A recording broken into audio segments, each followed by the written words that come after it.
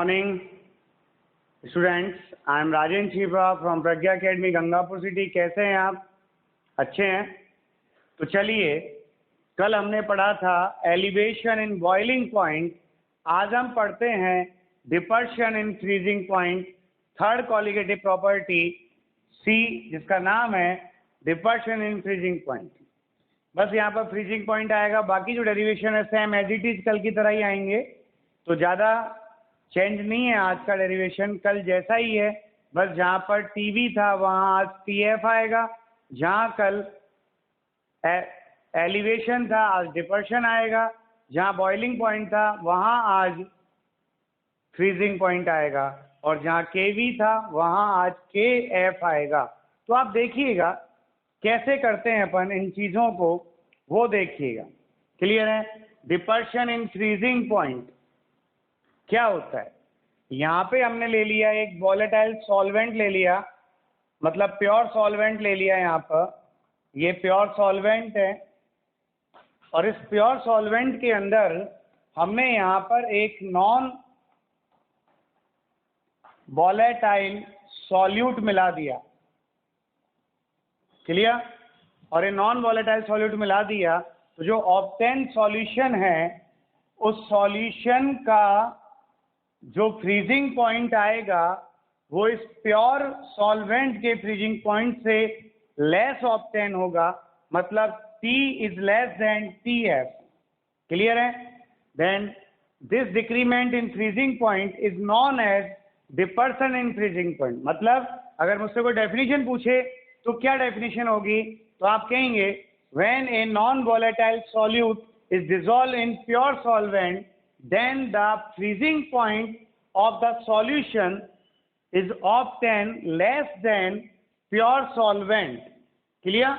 मतलब जब किसी प्योर सॉल्वेंट में कोई नॉन वॉलेटाइल सॉल्यूट डिसॉल्व किया जाता है तो ऑब्टेन सॉल्यूशन का फ्रीजिंग पॉइंट उसके प्योर सॉल्वेंट के फ्रीजिंग पॉइंट से लेस ऑब्टेन होता है, और फ्रीजिंग पॉइंट में ये जो डिक्रीमेंट आया यही कहलाता है आपके depression in freezing point. Clear है? Depression in freezing point. Okay, clear है? तो क्या डेफिनेशन आई? When a non volatile solute dissolve in pure solvent then the freezing point of the solution is obtain less than pure solvent. This decrement in freezing point is known as depression in freezing point. क्या कहलाता है? Depression in freezing point. तो यहां पर depression in freezing point क्या आएगा? Delta TF is equal to कितना हो गया? TF minus T। TF pure solvent का फ्रीजिंग पॉइंट है, और T जो है वो सॉल्यूशन का फ्रीजिंग पॉइंट है। Any confusion? ये है आपके डिपर्शन इन फ्रीजिंग पॉइंट। अब हम बात करें, जैसे कल अपन ने देखा था कि डिपर्शन इन फ्रीजिंग पॉइंट मतलब वहाँ एलिवेशन था, तो यहाँ पर अब हम पढ़ेंगे relation between depression in freezing point and lowering in vapour pressure. मतलब लोवरिंग इन वेपर प्रेशर और डिपर्शन इन फ्रीजिंग पॉइंट में क्या रिलेशन है। तो आज हम पढ़ रहे हैं relation between depression in freezing point and lowering in vapour pressure. Clear? ये हम रिलेशन पढ़ रहे हैं। तो हमने कल इस रिलेशन को निकालने के लिए क्या किया था? वहाँ तीन चीज ली थी, एक प्योर सॉल्वेंट लिया था, एक सॉल्यूशन फर्स्ट लिया था, एक सॉल्यूशन सेकंड लिया था। जहाँ पे हमने ये कहा था कि सॉल्यूशन सेकंड की कंसंट्रेशन जो है वो सॉल्यूशन फर्स्ट के कंपैरिजन में मोर है, और जब सॉल्यूशन सेकंड मोर कंसंट्रेट है then solution first, then the vapour pressure of solution second become less than solution first. Okay, तो हम यहाँ पे क्या करते हैं, हम यहाँ एक ग्राफ ड्रॉ करते हैं बिटवीन वेपर प्रेशर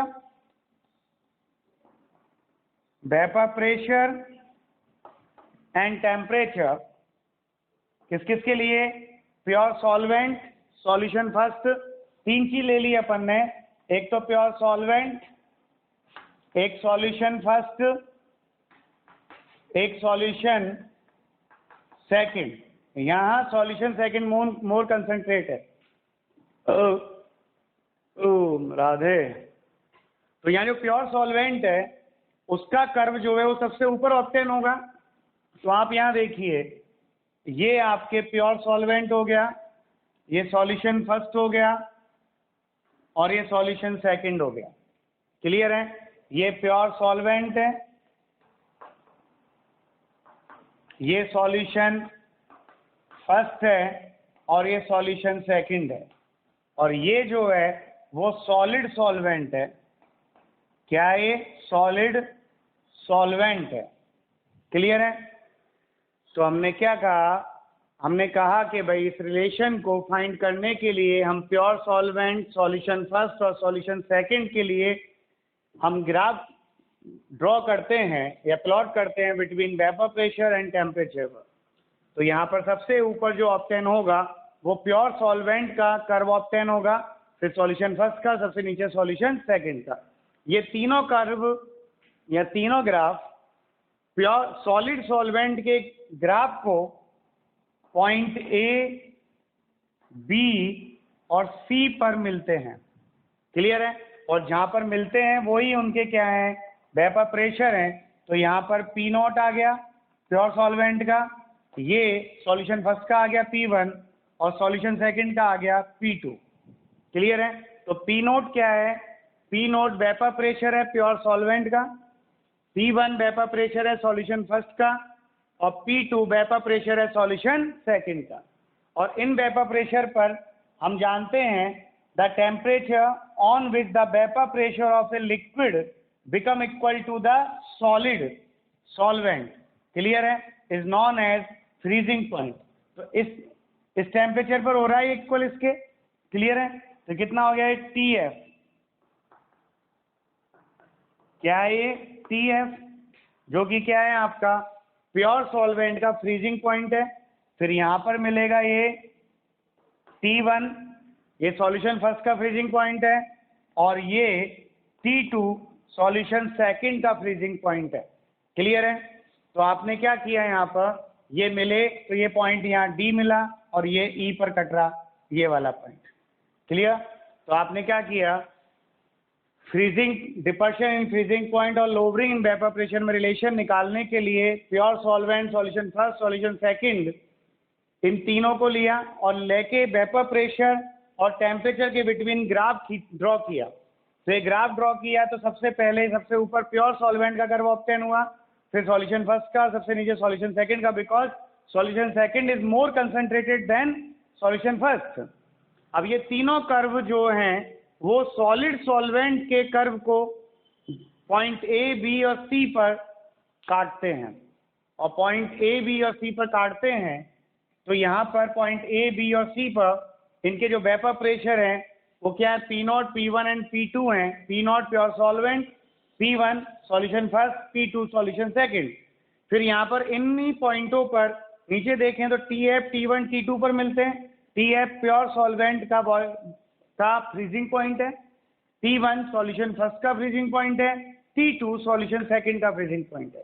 अब कल आपने एक कहा था कि फॉर वेरी डाइल्यूट सॉल्यूशन, जब यहाँ पर बहुत ही ज्यादा डाइल्यूट सॉल्यूशन है, the graph between vapour pressure and temperature is obtain a straight line near their freezing point और बॉइलिंग पॉइंट। मतलब वेरी डाइल्यूट सॉल्यूशनों के लिए वेपर प्रेशर और टेम्परेचर के बिटवीन जो ग्राफ होता है वो उनके फ्रीजिंग पॉइंट या बॉइलिंग पॉइंट के नियर में एक स्ट्रेट लाइन ऑब्टेन होता है।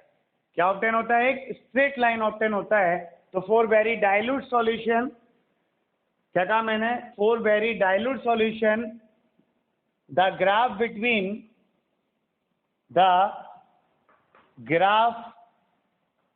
Between vapour pressure and temperature is obtained as a straight line near the boiling point or freezing point। तो यहाँ पर ये फ्रीजिंग पॉइंट के नियर है, तो ये भी एक स्ट्रेट लाइन हो गई और ये भी एक स्ट्रेट लाइन हो गई। तो यहाँ पर जो ये ट्राइंगल आया, कौन कौन सा ट्राइंगल आया? So triangle ABD and triangle ACE are similar. कैसे होंगे? सिमिलर होंगे, और सिमिलर ट्राइंगल होंगे तो सिमिलर ट्राइंगल का रूल लगा दीजिए। क्या आएगा? वो रूल आएगा आपके कितना? BD upon CE equal to AD upon AE, यही आएगा। BD, what is the BD? BD TF minus T1 upon CE TF minus T2 बराबर AD P0 माइनस P1 और AE P0 माइनस P2। तो ये तो हो गया depression in freezing point in solution first, depression in freezing point in solution second. तो यहाँ पे आ गया delta T1 upon delta T2, और ये आ गया lowering in vapour pressure of solution first और ये lowering in vapour pressure of solution second. तो delta P1 upon delta P2। यहाँ से बराबर का साइन हटाएंगे आप, इक्वल का साइन हटाएंगे तो यहाँ पे क्या आएगा? Delta TF is directly proportional to delta P। Means वही आया ना देखो कल वाला। तो मीन्स क्या है?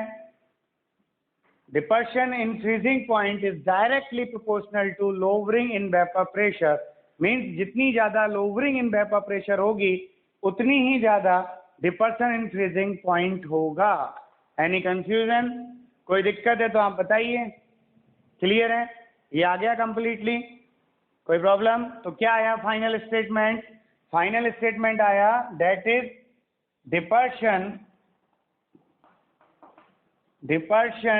इन freezing point is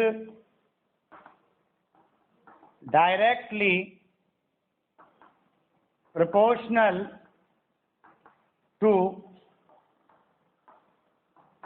lowering in vapor pressure, is directly proportional to lowering in vapor pressure। Clear है बेटा? कोई प्रॉब्लम? क्लियर? अब ये तो आ गया यहाँ तक। अब हमने कल एक डेरिवेशन पढ़ा था, क्या था वो derivation? The relation between the depression in boiling point, elevation in boiling point and molecular mass of non volatile solute। तो अब हम यहाँ पर नॉन वोलेटाइल सॉल्यूट का मॉलिक्यूलर मास देखेंगे। क्लियर है?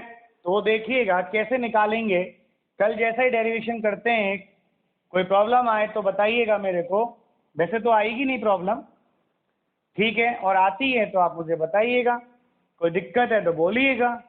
तो हम क्या पढ़ रहे हैं अब? Relation between depression in freezing point and molecular mass, या इसको आप मोलर मास भी कह सकते हैं,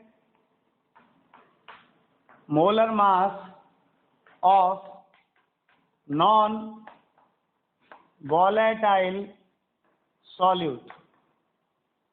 ओके, ये चीज हमें देखनी है क्या आएगी। क्लियर?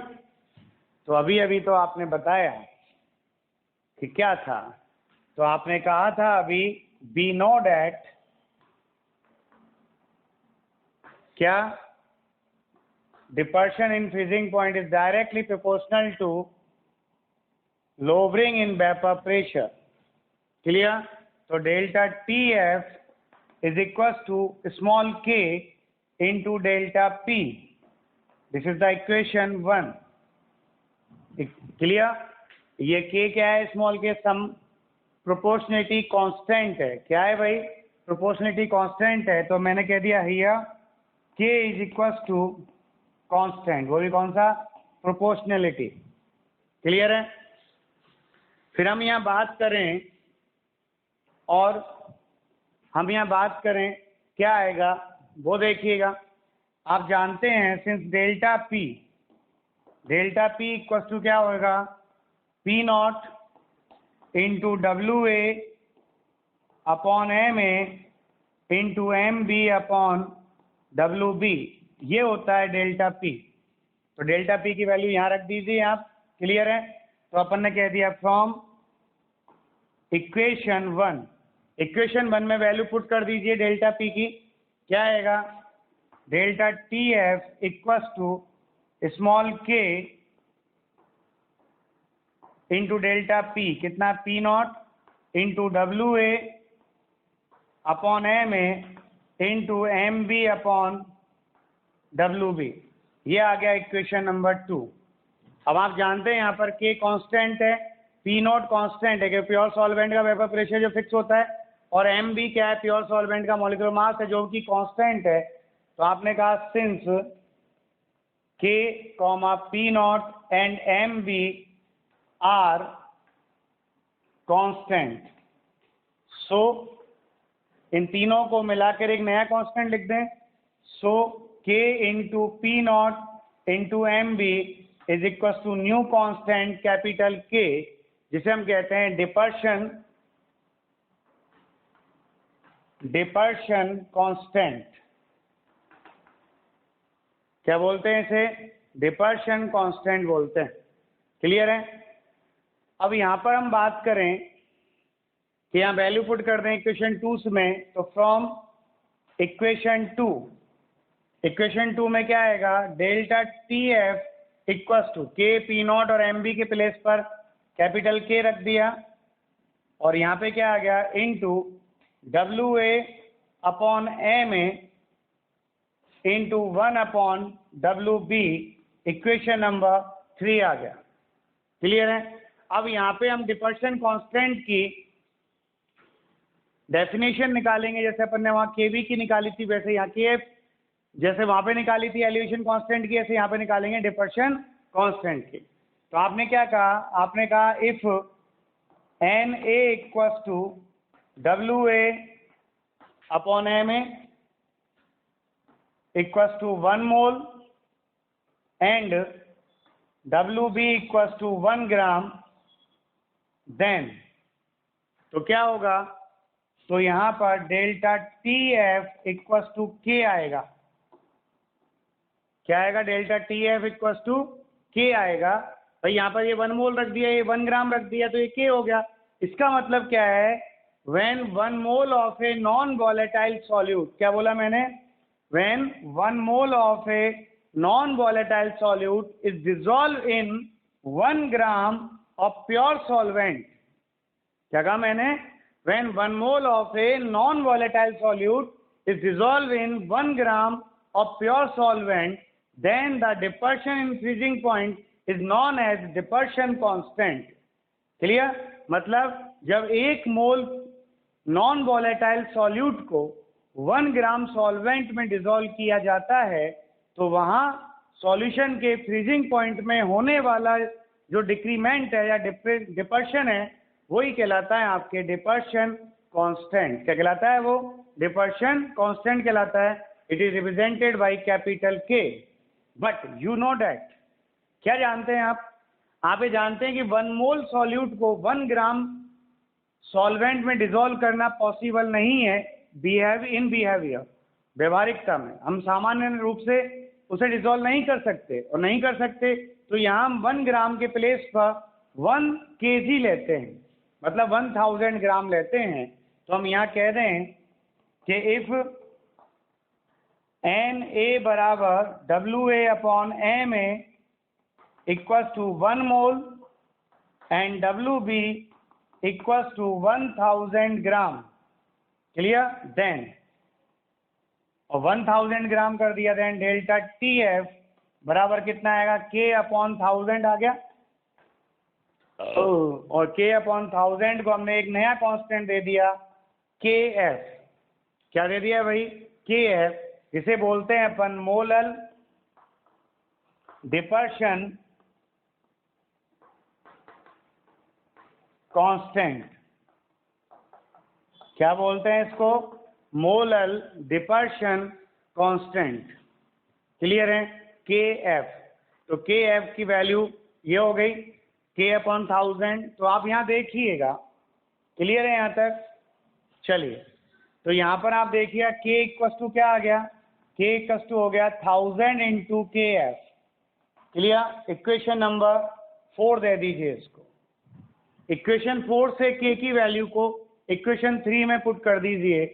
क्लियर है ना भाई? तो डेफिनेशन आ गई इसकी। क्या थी के एफ की डेफिनेशन? मोलल डिपर्शन कांस्टेंट की डेफिनेशन क्या थी कि when 1 mole of a non volatile solute dissolve in 1000 gram of a solvent, किसमें डिसॉल्व करते हैं? 1000 gram of a solvent, then the depression in freezing point is known as molal depression constant.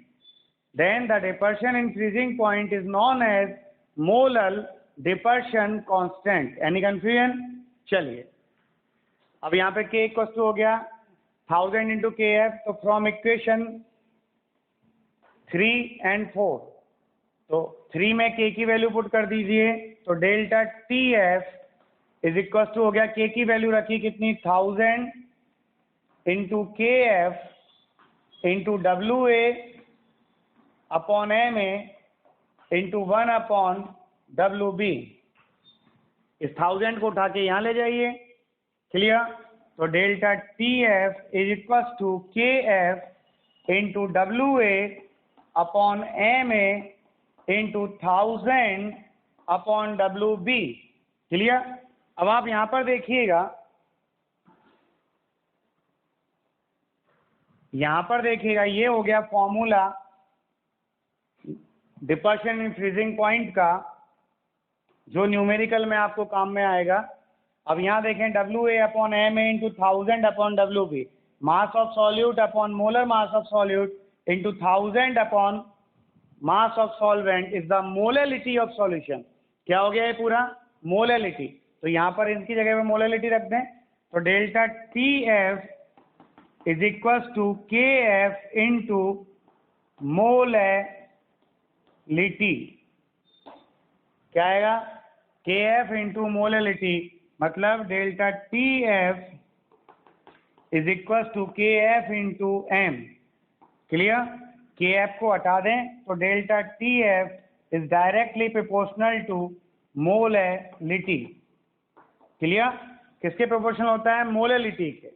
और जब ये directly proportional है molality के, तो molality किस पर डिपेंड करती है? Number of moles of solute present in 1 kg of solvent. तो नंबर ऑफ मोल्स पर डिपेंड करती है। और नंबर ऑफ मोल्स किस पर डिपेंड करते हैं? Number of the particles of the solute. तो ये नंबर ऑफ पार्टिकल के डायरेक्टली प्रोपोर्शनल हो गया ना भाई। और जो चीज नंबर ऑफ पार्टिकल्स पर डिपेंड करती है वो क्या कहलाती है? कॉलीगेटिव प्रॉपर्टी कहलाती है। So depression in freezing point is a colligative property. Any confusion? अब आप देख लीजिए आया कि नहीं आया आपको।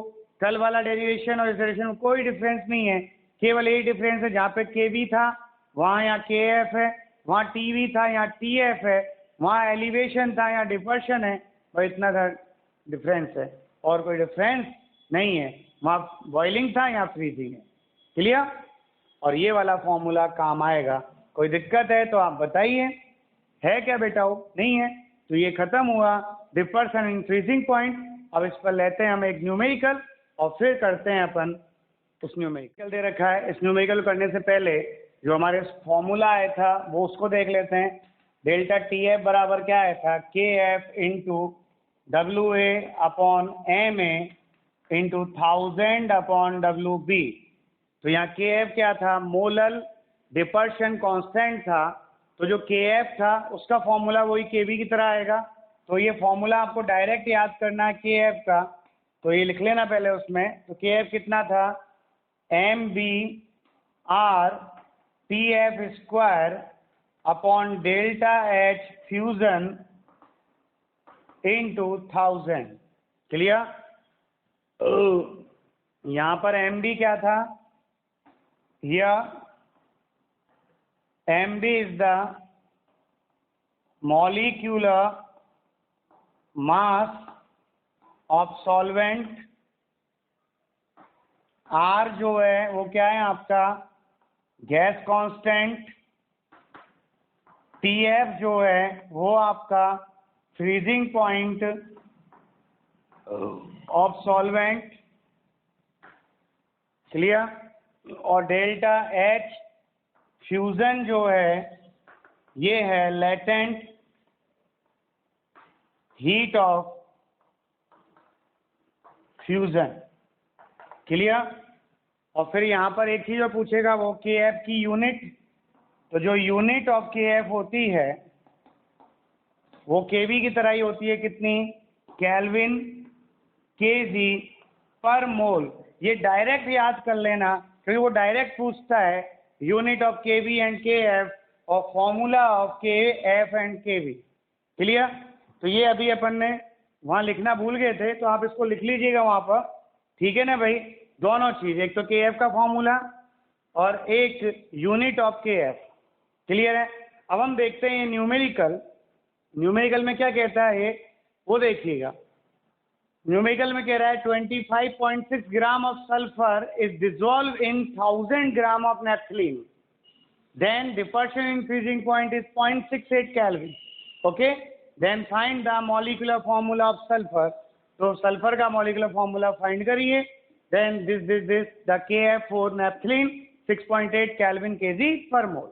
तो आपको ये क्या क्या गिवन है, ये कह रहा है कि सर आपको क्या क्या गिवन है वो देखिएगा। 25.6 ग्राम ऑफ सल्फर, तो सल्फर क्या है, सॉल्यूट है, Wa 25.6 ग्राम, ओके। फिर dissolve in 1000 gram of naphthalene, तो Wb जो है वो 1000 ग्राम है। Then the depression in freezing point is 0.68, delta Tf जो है वो 0.68 केल्विन है, clear. Then find the molecular formula of sulphur, तो यहाँ पे क्या फाइंड करना है, हमें फाइंड करना है molecular formula of sulphur, clear. और आपको Kf दे रखा है, गिवन है कितना, 6.8 केल्विन Kg पर मोल, ओके। अब आपको सबसे पहले तो Ma फाइंड करना है, क्योंकि Ma आएगा तभी तो फॉर्मूला आएगा, क्लियर। तो Ma फाइंड करना है, तो आप ये फॉर्मूला जानते ही हैं,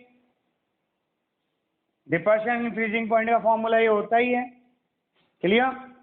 तो यहाँ पे देखो डेल्टा Tf की वैल्यू रखिए 0.68 इज इक्वल टू Kf की वैल्यू कितनी है 6.8, Wa की वैल्यू कितनी है 25.6, Ma की वैल्यू हमें फाइंड करनी है इंटू 1000 अपॉन Wb की वैल्यू कितनी है 1000, 1000 से 1000 कैंसिल हो गया, 0.68 से 6.8 10 टाइम जाएगा, इधर 1 बचा तो Ma को इधर ले जाइए, Ma इक्वल्स टू 10 से मल्टीप्लाई किया 25.6 को तो ये 256 हो गया ग्राम पर मोल, ये आ गया इसका मॉलिक्यूलर मास, क्लियर।